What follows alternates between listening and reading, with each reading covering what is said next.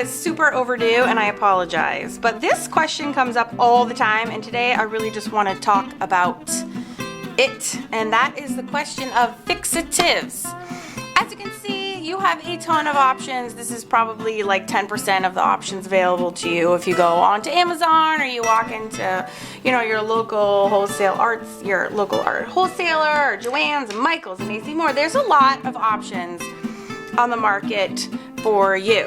And I just want to, I'm not going to go through each and every one of these, but I am going to touch on them a tiny bit, and then I'm going to tell you why out of all these products, I only ever use this one right here. So if you don't have time to watch this whole video, this is my all-time #1, all-time favorite go-to. Okay, it's why, in a nutshell, it's cheap, it's widely available, and it works on everything. So this is my favorite. Yeah, that's pretty much like will sum up this whole entire video.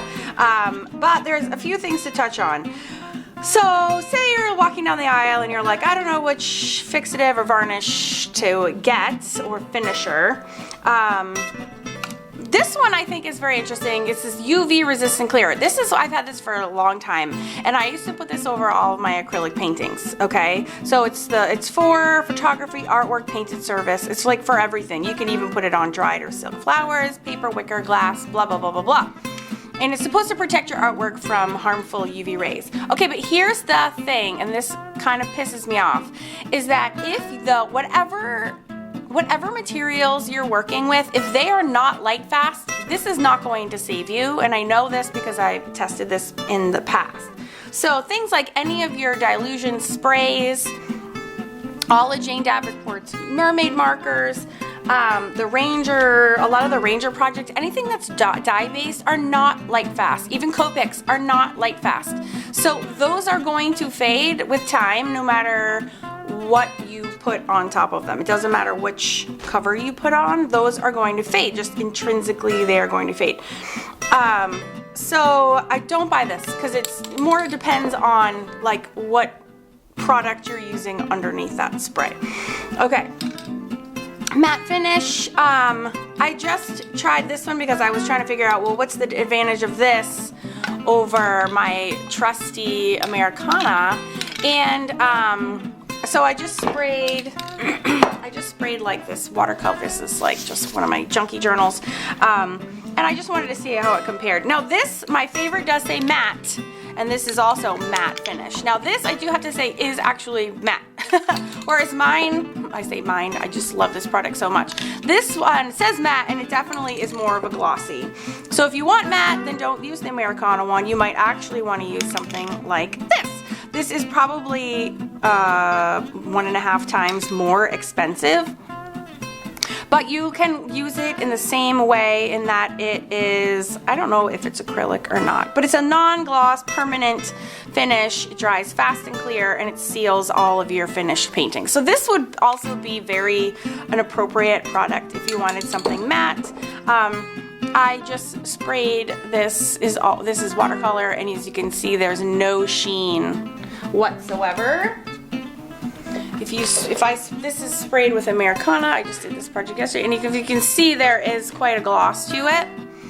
It probably is also partly due to the fact that I have Mod Podge under there, although I do only use matte Mod Podge, so you can see there is a sheen though going on.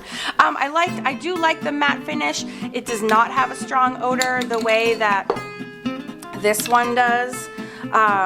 And so I like that, although I always recommend spraying everything outside. You cannot rework it. If you add water to it, you will see it just repels it entirely. So you can't even get it to, it just beads up, and the water will not penetrate. So that is a nice second go-to. Another product you might see on the shelves of your favorite art store is this Kamar varnish.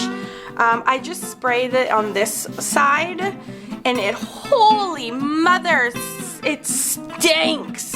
Okay, so it's disgusting. It's very, very, very stinky. Non-yellowing protection for oil, acrylic, and watercolor. Well, I think all of these products are non-yellowing, so I'm not really sure what the draw is there. This is also, again, my favorite. It's a clear, protective, non-yellowing, waterproof coating, which provides permanent protection to all painted finishes. Well, I think that's kind of the idea of all of these, really. This one stinks to high heaven. Again, it's more expensive. I'm sure it's an equal opportunity employer. You can use it in just the same way, and it is matte. As you can see, and if I try to rework it, it beads up not quite as much, however, as that matte finish.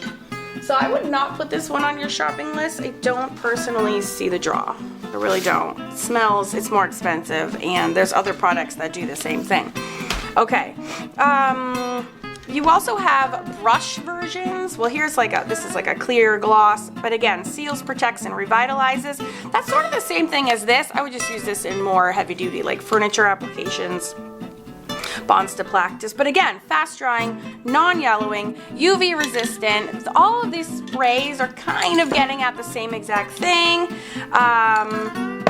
So that's just something to keep in mind.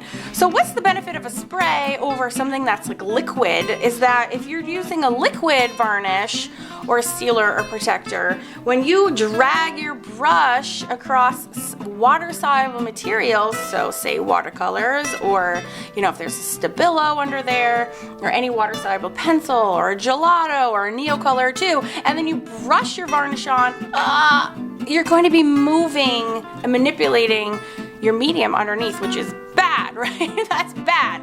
And so that's why sprays are so much better for me personally than something of a liquid kind. Now that being said, if you're doing oil or painted work or acrylics, there are, again, on the shelves, anytime you see the word varnish, you're talking top coat. And that is something that would be applicable. And it's something that's fun to play around with, and you can see the kind of deepening effects that it can have on your artwork. I used to get a lot of heat for, oh, my cat is trying to break in. You can hear her. Zizza. Let me let her in. So I had a lot of kind of professional artists watching some of my YouTube videos, and they are like horrified that I use Mod Podge all the time. And that being said, this is what I use. I only use the matte because there is a little bit of sheen to it, and I just love everything about it. And I use that all the time in my in-between layers. I always glue, really, Zoe? I always glue down with matte medium because it works the best with paints. I always seal my in-between layers with the Mod Podge because I love using my Pitt pens on top of the Mod Podge.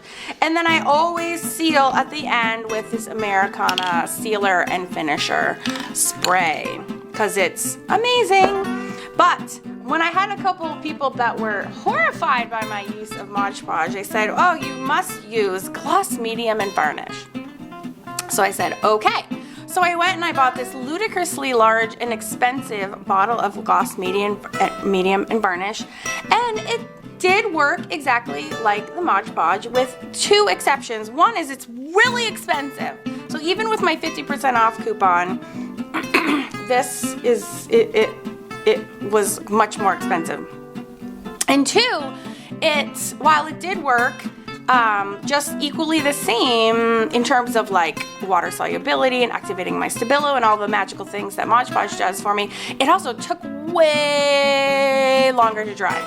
And that's not cool because you all know, if anyone knows me, you know I have no patience. I have things to do and I like to bang out my projects, and I just ain't nobody got time for that.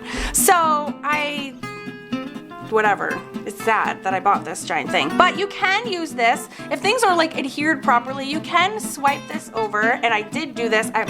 My journal I was going to show you that I use this on is actually at Stampington and Company for publication in their upcoming art journal magazine, but it does work. It does work. I can't deny it works. It's just not worth the expense and the time it takes to dry for me personally.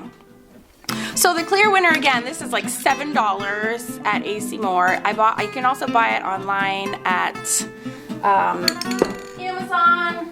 What I like most about this Americana is that it keeps my pages from sticking. So my art journal pages, if you've watched any of these, and they're all on YouTube, they are messy and goopy, and I use tapes and layers of collage and Mod Podge, and just, there's like layers of goop in here, right? So if I just keep all the goop, and I close this, and I do keep my journals closed, they all stick together. If I take this outside, spray just one nice clear coat, it dries in like 15 minutes, and it's nice and shiny. It really adds an actual additional depth and dimension to my work, and I can close this, and there's zero stick. Zero stick. So I cannot actually stress how much I love this product enough. And it's the Underdog. I never talk about it because it's kind of like behind the scenes, after the fact step, because I have to wait for everything to dry to put it on. The only other fixative sealer type spray I'd like to talk about, because it's super important and it has a lot of applications, is Fixative. Okay, so people talk about like what should they spray on. Oh, I should say real quick, I actually use this on everything from watercolors to drawings to my mixed media projects. Like, I literally slap this sucker on everything, and I use it like a fixative when I'm all done. But if I'm in the process of working and I'm doing like some involved charcoal products, this fixative, and you can also use hairspray, like cheap, regular old aerosol can hairspray, will work great. And the reason that the fixative is so important is that it fixes whatever dusty, chalky medium we're working with. So this is like a Conti crayon. You can see, oh, I'm working and I'm making a like fancy project, and then, oh, I have it exactly the way I want to, and I want to layer on it, but I don't want these under layers to move. This is where your fixative comes into play. And this is really important when you're working with pastels or pan pastels or just chalk pastels, anything charcoal. Willow charcoal is like the worst in terms of, you know, movability. But I should have shaken this earlier. But if you basically spray this on here, it's freezing those layers underneath it, and then they will no longer move to the touch. It did a little bit, but it's not dry. Okay, so then you can layer on top, and you can keep working, and that will literally fix those underneath. So I do recommend, and I like this brand, this Crystal Cote, whatever. I'm sure there's others out there, but what you're looking for is fixative. And this is workable matte. I'm sure it comes with glossy too, but I prefer to work in matte because the gloss is too much. That's why I like the natural gloss of some of the matte products, because it's not too glossy, but you do have a little bit enough. And back to this one product, I just have to read you the back here and again reiterate why I love this so much. It says, Deco Art Americana Matte Acrylic Sealer Finisher is a clear, protective, non-yellowing, waterproof coating which provides permanent protection to all painted finishes. Yes. And then this is what I completely agree with and I love so much. It says colors are intensified with clear depth, given a matte appearance with a single application. And I do think it does that. It does like add an extra like oomph to my finished journal pages. It's amazing. So, this is my top recommendation. You will not be sorry. I hope this video wasn't too long or annoying or fast or slow, and that you got something out of it. And I love you all, and I'll see you in the next video. Bye!